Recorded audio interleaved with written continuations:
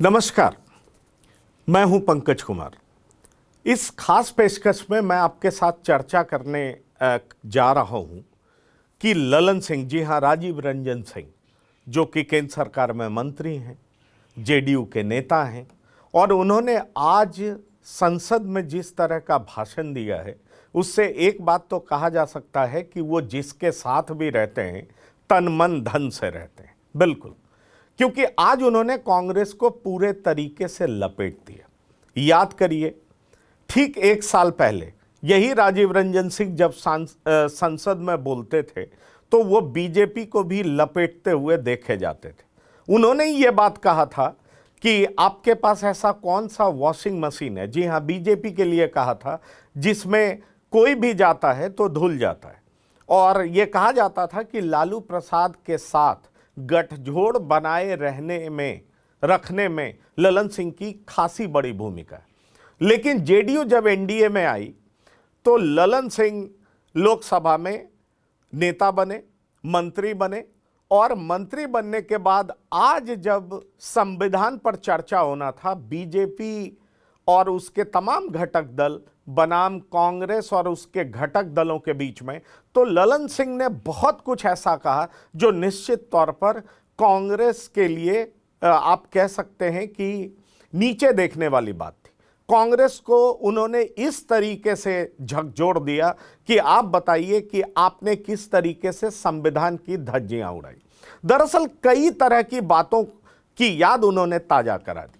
और ललन सिंह, इसीलिए कहा जाता है कि ललन सिंह पॉलिटिक्स जब करते हैं या जब अपनी बातों को बोलते हैं तो निश्चित तौर पर विपक्ष को धराशायी कर देते हैं। वो जिसके खिलाफ भी बोलते हैं, ऐसे ऐसे मुद्दे उठाते हैं जो विपक्ष को धराशायी करने के लिए काफी होता है। आज उन्होंने 2005 की याद ताजा करा दी। 2005 में दरअसल क्लियर कट मैंडेट आया नहीं था बिहार में, और जब बिहार में मैंडेट नहीं आया था, पर यह लग रहा था कि नीतीश कुमार मुख्यमंत्री बनेंगे, क्योंकि जो 2005 का मैंडेट था उसके हिसाब से यह लग रहा था कि लालू प्रसाद की सरकार बनने जा नहीं रही है। पर लालू प्रसाद केंद्र में मंत्री थे, और जिस तरीके से ललन सिंह ने इस बात को कह दिया कि राज्यपाल हमें मौका दे सकते थे, हमारे पास ज्यादा बहुमत था, लेकिन उसके बावजूद एक बाहुबली मंत्री, एक ताकतवर मंत्री, निश्चित तौर पर ललन सिंह का इशारा लालू प्रसाद के तरफ था। क्योंकि आपको याद होगा 2004 से 9 तक लालू प्रसाद बहुत ही कद्दावर मंत्री होते थे, और लालू प्रसाद की मदद से ही केंद्र की यूपीए 1 की सरकार चल रही थी। ललन सिंह ने उसकी याद ताजा कराई और कहा कि इस तरीके से राष्ट्रपति शासन लगा दिया गया क्योंकि लालू प्रसाद चाहते थे। लालू प्रसाद का सीधा नाम नहीं लिया, लेकिन उन्होंने कहा एक ताकतवर मंत्री, बाहुबली मंत्री, कद्दावर मंत्री जो कि आपकी सरकार गिरा सकते थे, उन्होंने सरकार गिराने की धमकी दी। और परिणाम यह हुआ कि राष्ट्रपति कहाँ थे, तो रूस में थे, मॉस्को में थे, और उनको फैक्स किया गया। रात में कैबिनेट की मीटिंग बुलाई गई और रातों रात इस बात का फैसला लिया गया कि बिहार में राष्ट्रपति शासन लगाया जाएगा। और इस तरीके से ललन सिंह ने कहा कि कांग्रेस ने हमेशा ऐसे फैसले किए हैं जो दिन के उजाले में भी नहीं बल्कि रात के अंधेरे में फैसले लेकर के संविधान की धज्जियां उड़ाई है। तो कांग्रेस को कोई हक नहीं बनता है कि वो संविधान के मसले पर प्रधानमंत्री मोदी को घेरे। दरअसल अब बीजेपी के पक्ष में और खास तौर पर प्रधानमंत्री के पक्ष में जिस तरीके से ललन सिंह कसीदे पढ़ते हैं, उसको सुनकर के ये लगता है कि क्या यही ललन सिंह एक साल पहले बीजेपी पर इतने कटाक्ष करते थे, जिसको सुन करके लगता था कि तब और अब में इतना बड़ा फर्क कैसे आया। पर ललन सिंह गठबंधन धर्म का पालन कर रहे हैं। ललन सिंह प्रधानमंत्री के पक्ष में जिस तरह की बातें रख रहे हैं, उससे यह बात बहुत साफ नजर आ रहा है कि जेडीयू पूरे तरीके से बीजेपी के साथ रहने का मन बना चुकी है। ललन सिंह यहीं पर नहीं रोकते हैं। ललन सिंह यह भी कहते हैं कि 1982 में हरियाणा में क्या हुआ था। 1982 में लोकदल की संख्या थी और विपक्ष की सरकार बननी थी, लेकिन तब से जो कि गवर्नर थे, उन्होंने चौधरी देवीलाल को कहा कि आइए आप सोमवार को सरकार बनाइए, हमसे मिलिए, शपथ ग्रहण करिए। लेकिन हुआ ये कि वो दिल्ली आते हैं और दिल्ली आकर के रविवार को ही कांग्रेस की सरकार बनवा देते हैं। अब आप समझिए कि ललन सिंह ये कहते हैं कि हरियाणा की सरकार दिल्ली में बन गई, ये बात ललन सिंह कह रहे हैं। सवाल ये उठता है कि संविधान के नाम पर ललन सिंह ने फिर एक बार कांग्रेस को जिस तरीके से कटघरे में खड़ा किया है, वो निश्चित तौर पर कांग्रेस ही नहीं बल्कि उनके तमाम घटक दलों पर करारा प्रहार दिखा है।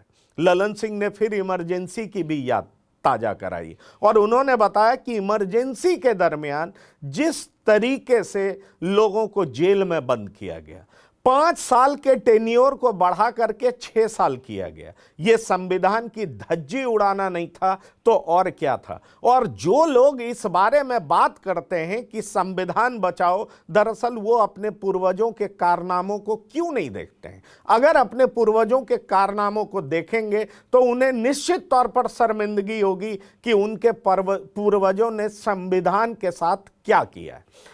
इस बात को आगे बढ़ाते हुए उन्होंने 356 का भी जिक्र किया और जो आंकड़े पेश किए वो निश्चित तौर पर कांग्रेस के मुंह पर एक करारा तमाचा है।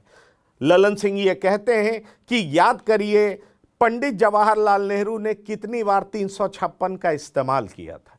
डॉक्टर भीमराव अंबेडकर ने 356 की व्यवस्था लाई थी, प्रावधान दिया था, तो उसमें यह कहा गया था कि विशेष परिस्थिति में इसका इस्तेमाल किया जाएगा। लेकिन किस तरीके से आधा दर्जन बार से ज्यादा पंडित नेहरू ने इसका इस्तेमाल किया, 51 बार इंदिरा गांधी ने इस्तेमाल किया, दर्जन भर तकरीबन दर्जन बार जो है और लोगों ने इस्तेमाल किया, 6 बार 7 बार राजीव गांधी ने इस्तेमाल किया।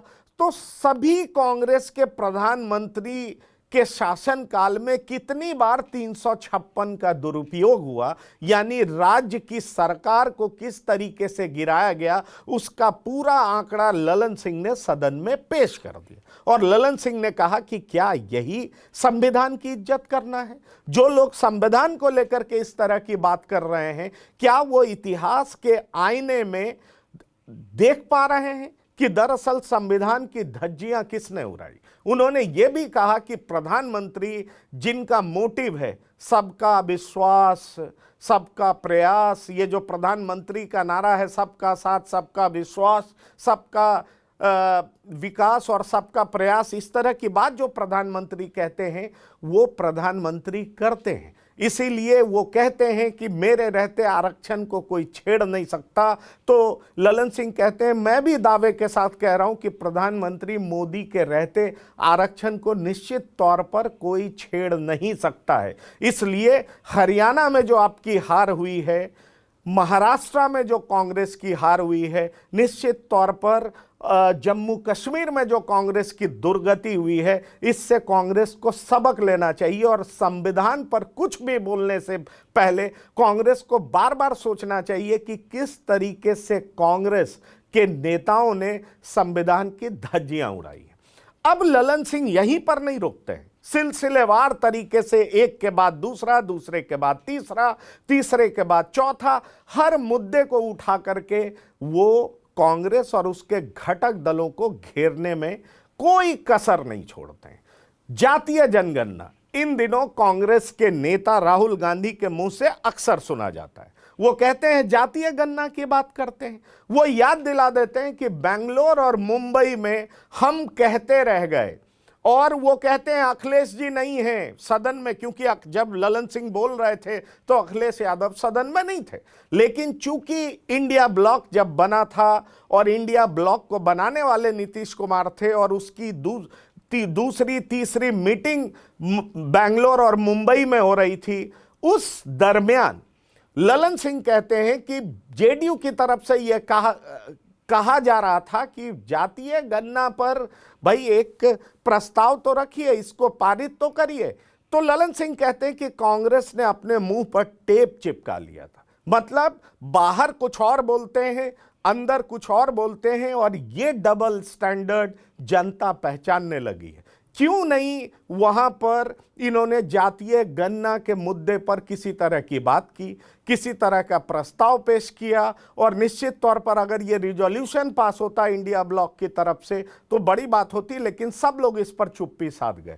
जाहिर तौर पर ललन सिंह एक के बाद दूसरा, दूसरे के बाद तीसरा, तीसरे के बाद चौथा और चौथे के बाद और भी तरह की बातें करके पूरे तरीके से कांग्रेस को घेरते देखे गए। ललन सिंह ने यह भी कहा कि 61 में प्रधानमंत्री नेहरू, जो कि उस समय प्रधानमंत्री थे, उन्होंने राज्य सरकारों को चिट्ठी लिखी थी और चिट्ठी में क्या लिखा था कि ठीक है, हमारा कमिटमेंट था, हम शेड्यूल कास्ट, शेड्यूल ट्राइब्स को रिजर्वेशन दे रहे हैं, लेकिन मैं आपको बताना चाहता हूं कि मैं रिजर्वेशन का पुरजोर विरोध करता हूं। तो ललन सिंह का यह कहना था कि जिस कांग्रेस के पहले प्रधानमंत्री ही आरक्षण का विरोध करते थे, क्या उस कांग्रेस को कोई हक है कि आरक्षण के मुद्दे पर वो एनडीए की सरकार को घेरे, प्रधानमंत्री मोदी के खिलाफ बोले? प्रधानमंत्री मोदी जो कि अक्सर अपनी सभाओं में, अपनी बातों में कहते हैं कि उनके रहते हुए आरक्षण को कोई हिला नहीं सकता, संविधान में कोई फेरबदल नहीं कर सकता, तो फिर इस तरह का झूठा प्रचार क्यों? वैसे आज सदन में बहुत लोगों ने बात की, लेकिन ललन सिंह जो कि बिहार के मुंगेर से चुनकर आते हैं, केंद्र में मंत्री हैं, उन्होंने कांग्रेस पर करारा प्रहार करते हुए एक बात बहुत साफ कर दिया, क्योंकि बार बार चर्चा उठती थी कि वक्फ संशोधन बिल के बाद क्या जेडीयू का स्टैंड डाइल्यूट हो रहा है, क्या जेडीयू बीजेपी से दूर जा सकती है? बीफ पे बैन लगा असम में, जेडीयू के कुछ प्रवक्ताओं ने जोरदार तरीके से विरोध किया, तो ये कयास लगाया जा रहा था कि क्या जेडीयू बीजेपी से अलग जा रही है, क्या जेडीयू अलग निकलने का रास्ता ढूंढ रही है? जेडीयू में इन मुद्दों पर जबरदस्त विरोधाभास है। आज एक बार फिर ललन सिंह अपने पार्टी की तरफ से सदन में जोरदार भाषण देते हुए ये साफ कर दिया कि बीजेपी के साथ आने वाले समय में भी जेडीयू राजनीति करने जा रही है। इसमें अगर किसी को शक और शुबा है तो निश्चित तौर पर वो इसको हटा ले। तो इस खास पेशकश में इतना ही। ताज़ा तरीन खबरों के लिए आप लगातार देखते रहिए TV9। धन्यवाद, नमस्कार।